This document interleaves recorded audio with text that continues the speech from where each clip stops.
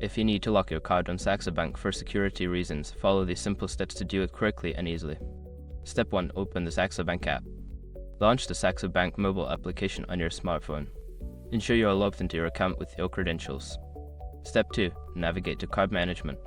Once in the app, look for the Card Management section. This is usually found in the main menu or under Account Settings. Step 3. Select your card. In the Card Management section, find and select the card you wish to lock. This will bring up options related to the specific card. Step 4. Lock the card. Look for the option to lock card or temporarily disable card. Tap on this option to initiate the locking process. Step 5. Confirm the action. A confirmation prompt will appear. Review the information and confirm that you want to lock the card. Once confirmed, your card will be locked immediately. By following these steps, you can easily secure your card in case of loss or theft.